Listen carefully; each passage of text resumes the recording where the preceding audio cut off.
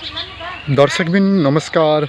यहाँ हामीले खुर्सानी खेती गरेका छौं र खुर्सानी खेतीलाई कसरी उत्तम तरिकाले गर्न सकिन्छ र राम्रोसँग फलाउन सकिन्छ र खुर्सानी खेती गर्ने सबैभन्दा उत्तम तरिका के हो र कसरी खुर्सानी लगाउँदा सबैभन्दा बढी फलाउन सकिन्छ भनेर आज हामीले यहाँ एउटा भिडियो बनाउन गइरहेका छौं र यो हो बुलेट खुर्सानी। धेरै व्यक्तिहरूले यो खुर्सानी मन पराउँछन्। यो खुर्सानीको विशेषता हुन्छ तपाईको चाहिँ नि एकदम राम्रोसँग ठुला ठुला कोसेरा फल्ने चाहिँ हुन्छ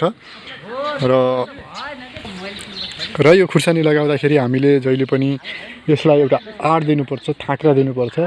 र थाक्रा लगाउँदाखेरि तपाईहरुलाई म यहाँ देखाउन गइरहेको छु। यहाँ बाँस तपाईहरुले देख्न सक्नुहुन्छ। यो बाँस छ। यहाँ यो बाँस हामीले यहाँ यसरी गाडेका छौं र अर्को बाँसको दूरी यहाँनिर गाडेका छौं र अर्को बाँसको दूरी चाहिँ हाम्रो यहाँनिर छ। यो बाँस यसरी गाडिसकेपछि हामीले यसमा यो तरिकाबाट डोराहरू लगाउने गर्दछौं। रस्सीहरूले यसरी सपेटिसकेपछि हामीले यो बाँसलाई यो डोराहरूले यसरी चाहिँ यो खुर्सानीलाई आड्दिएर यो जति फले पनि यो तलपट्टि नढल्ने किसिमको बनाउनु पर्छ र हामीले यसरी थाक्राको व्यवस्थापन राम्रोसँग गरिसकेपछि खुर्सानी लाई एउटा दूरी चाहिँ मेन्टेन गर्नुपर्छ। जस्तो अहिले हामीले यहाँ एक खुर्सानीबाट अर्को खुर्सानीको दूरी यो एउटा बोट हो भने त्यहाँबाट अर्को बोटको दूरी हाम्रो यहाँनिर छ। यसको लगभग हामीले यसको 20-22-25 इन्चको फरकमा हामीले यहाँ एक खुर्सानीबाट अर्को खुर्सानीको बोटको दूरीलाई मेन्टेन गरेका छौं, लगाएका छौं। र त्यसैगरी हामीले सबै खुर्सानीका बोटहरू लाइनमा त्यसरी लगाउनु पर्छ। जब यो लाइनबाट तपाईको यो लाइनसम्मको दूरी चाहिँ हामीले 1 मिटर जति राख्नुपर्ने हुन्छ। हामीलाई बीचमा बाटो चाहिन्छ, थोरै हामीले यो बाक्लो भइराखेको छ। फेरि तपाईहरुको पनि 1 मिटरको लाइनको दूरी चाहिन्छ, किनकि तपाईहरुको प्रशस्त मात्रामा मलहरू छ र सबै खनिज तत्त्वहरू पुगेको छ भने बिरुवा सोचे भन्दा बढी ठुलो हुन्छ र धेरै फल्छ। तसर्थ थोरै लाइनको दूरी, एक लाइनबाट अर्को लाइनको दूरीको डिस्टेन्स केही बढी बनाउन आवश्यक हुन्छ। र यहाँ तपाईहरुले प्रशस्त मात्रामा खुर्सानी फलेको देख्न सक्नुहुन्छ। हामीले यो खुर्सानी 2-3 लट टिपिसकेका छौं। तपाईले यहाँ टिपेका जुन भागहरू छन् ती भागहरू तपाईले यहाँ देखिरहनु भएको छ भने अरु धेरै खुर्सानीहरू यहाँ थुप्रै फलेका छन्। यो अहिले नेपालमा लकडाउनको अवस्था, संसारभरि लकडाउन भइरहेको अवस्थामा यी खुर्सानीहरू फलिरहेका छन्। तर केही मात्रामा हाम्रो बिक्री चाहिँ भइरहेको छ भने पुरै पहिला जस्तो खोसाखोस हुने तरिकाले प्रशस्त मात्रामा बिक्री भएको चाहिँ छैन। तर खुर्सानी तपाईहरुले यहाँ फल हेर्दा अति राम्रो छ र यो बिरुवा धेरै नै निरोगी छ र यो बिरुवामा राम्रो किसिमको एउटा फल आइरहेको छ भने यो बिरुवामा केही रोग लागेको हामीले यहाँ देख्न सक्छौं र यस्तो किसिमको यो रोगहरू देखिएको छ। यो भुसुनाले चुसेको हो। ढुसीहरू, भुसुनाहरूको कारणले र भाइरसहरूको कारणले यो यस्तो हुने गर्दछ र यस्तो बिरुवाहरू यहाँ अर्को बोट पनि यस्तो निस्केको छ र यसरी कुनै कुनै बोटहरू यस्तो भाइरसको कारणले र यसमा भर्खरै चाहिँ भाइरस लाग्दै छ भने यही बिरुवाको यतातिर चाहिँ भाइरसले एटाक नगरेको अवस्था देखिएको छ। यसरी बिरुवाहरूमा भाइरसहरू, रोगहरू पनि उत्पन्न हुन्छ र खुर्सानीको माटो अत्यन्तै बिग्रेको छ र पहिलेबाट खुर्सानीको माटो चाहिँ बिग्रेको छ भने त्यस्तो अवस्थामा खुर्सानीहरू कहिलेकाहीँ ओइलाउने रोग हुन्छ। त्यो जमिनमा तपाईहरुले 2-3 वर्षसम्म अरु खेती लगाएर बल्ल खुर्सानी लगाउनु पर्ने हुन्छ। नत्र भने खुर्सानी अचानक पानी सुकेर मरे जस्तो ओइलाउँछ। फल्दा फल्दै त्यसको भोलिपल्ट नै ओइलाउने गर्दछ। भने खुर्सानीमा यस्ता अनेक प्रकारका रोगहरू आउँछन्। यसको लागि तपाईले बजारमा पाइने विभिन्न किसिमका ढुसीजन्य चीजहरू, सोलोमनहरू यस्ता चीजहरू ल्याएर हाल्नुभयो र किराका औषधिहरू राम्रोसँग हाल्नुभयो भने यस्तो रोगहरूबाट मुक्त भइन्छ। यो चाहिँ तराईमा अलि बढी लाग्छ भने पहाडी इलाकामा खुर्सानीहरूमा त्यति रोग नलागेको पाइएको देखिन्छ।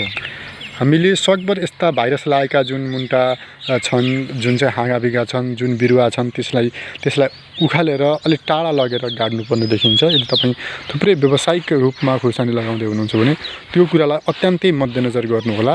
किनभने खेती राम्रो छ, सबै कुरा तपाईहरुको फल दिइराखेको छ, त्यसमा केही टेन्सन हुन्न। जब तपाईको लाखौं चाहिँ लगानी भइराखेको छ र त्यसमा विभिन्न किसिमका रोगहरू देखिए भने त्यतिबेला हामीलाई टेन्सन हुन गर्दछ। त्यस्तो रोगहरूबाट बच्नलाई, त्यस्ता रोगका विभिन्न किसिमका अवस्थाहरू सङ्क्रमणहरूबाट बच्नको लागि हामीले धेरै नै सावधान अपनाउनु पर्ने हुन्छ, नत्र भने हामीलाई धेरै घाटा लाग्छ।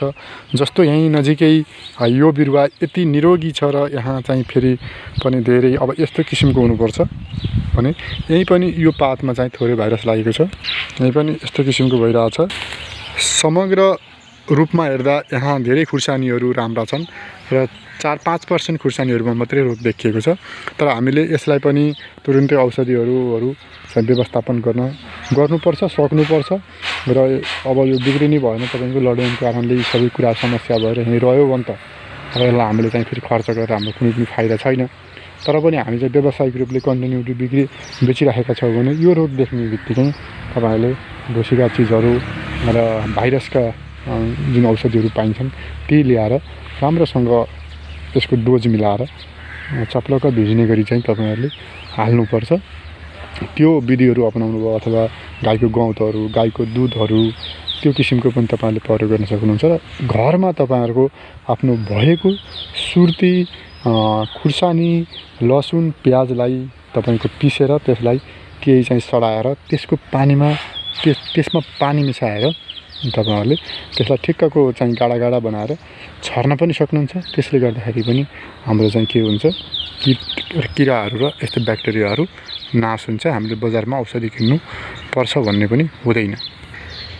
र दर्शकबिन मेन कुरा तपाईँहरूको खेतीमा के हो त, म त्यसको राज बताउँदैछु। मेन कुरा यति राम्रोसँग खुर्सानी कसरी फल्छ र कसरी फेरि फलाइराख्न सकिन्छ, त्यसको राज सबभन्दा ठुलो हो मल। मल नै यसको सबभन्दा ठुलो राज हो। तपाईँहरूले प्रशस्त मात्रामा सबै कुराहरू बोरेक्स, जिङ्क, सल्फर, तपाईँको पोटास, नाइट्रोजन, फोस्फरस, गाईको मल प्रशस्त, कुखुराको मल, यी सबै पिना, यी सबै कुराहरू मिलाएर प्रशस्त जमिनमा दिनुभएको छ भने तपाईँले 10 वर्ष सामान्य तरिकाले तपाईँले 10 वर्षमा लिने उत्पादन तपाईँले एकै वर्षमा खेतीबाट लिन सक्नुहुन्छ। त्यो सबै मलको कुरा हो। यदि मल छ भने फल्छ, मल छैन भने खेती कहिल्यै पनि फल्दैन।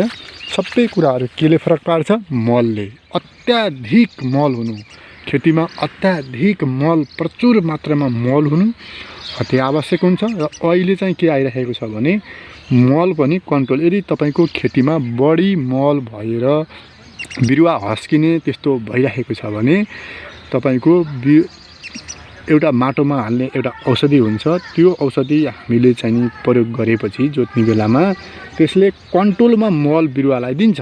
तपाईँको एकैचोटि बिरुवाले खाँदैन कि, त्यसलाई बिस्तारै कन्ट्रोल गर्दै गर्दै गर्दै गर्दै गर्दै गर्दै आफूलाई जति चाहिन्छ त्यो मल मात्रै बिरुवाले लिने गर्दछ र खेती नहस्किने र कन्टिन्युटी लगातार फल्ने हुन्छ। त्यो तपाईँले एग्रोभेटमा सम्पर्क गरेर त्यो के हो भनेर तपाईँले त्यसलाई ल्याएर प्रयोग गर्न सक्नुहुन्छ। हाम्रो मल हाल्दाखेरि तपाईँको फेरि मल हाल्ने भनेर सबै मल खातो भएको जति मल सबै खनाउने होइन कि। एउटा खुर्सानीको बुटोले कति खाला, लौकाले कति खाला, चिचिन्डाले कति खाला, करेलाहरूले कति खाला, यी कुराहरू त हामीले चाहिँ कतिसम्म फल्छ एउटा घिम्लाको झालमा भन्ने हामीलाई थाहा हुन्छ। एउटा काउलीलाई हामीले 10 किलोका मल हालेर लाउनु पर्ने आवश्यकता हुँदैन होइन।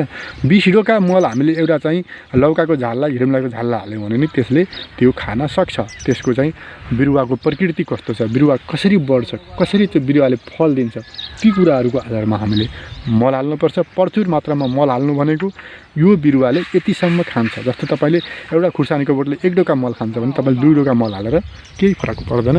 त्यो तपाईँले मल प्रयोग गर्न सक्नुहुन्छ। र यसरी यो मैले राज तपाईँहरूलाई बताएँ। राज के हो त भन्दाखेरि खुर्सानी लगाउने, कुनै पनि खेती लगाउने र अत्याधिक फलाउने र सफल एकदम उन्नत तरिकाले गर्नु भनेको यसलाई एकदमै सही तरिकाले डिस्टेन्स मेन्टेन गर्ने र 2 लाइन बिचको दूरी, 2 बोर्ड बिचको दूरी मेन्टेन गर्ने र बलियोसँग थाँक्राहरू नढल्ने तरिकाले दिने र टाइममा तपाईँहरूको औषधि छिट्ने र यसलाई चाहिँ बेला बेलामा आएर हेरचाह सुरक्षाहरू गर्न सकियो र भिटामिनहरू, मलहरू, प्रशस्त पानी प्रचुर मात्रामा मिलाउन सकियो भनेदेखि हाम्रो उत्पादन अति नै राम्रो हुन्छ र हामीले यसलाई बिक्री वितरण गरेर फेरि पनि हामीले आम्दानी लिन सकिन्छ। र खुर्सानी लगाउने सबैभन्दा उत्तम तरिका मैले बताएअनुसार तपाईँहरूले गर्नुभयो भने कहिल्यै पनि घाटा हुँदैन र तपाईँहरूको राम्रोसँग आम्दानी हुन्छ। र तपाईँहरूले यतिन्जेलसम्म यो भिडियो हेर्नुभयो, धेरै धेरै धन्यवाद। हामीले यो युट्युब च्यानलमा विभिन्न किसिमका विषयहरूलाई लिएर हामी आउनेछौँ। हाम्रो च्यानललाई सब्सक्राइब, लाइक, कमेन्ट गर्नुहोला भन्दै अहिले म चिरञ्जीवी ढकाल बिदा हुन्छु। हस्त, धन्यवाद।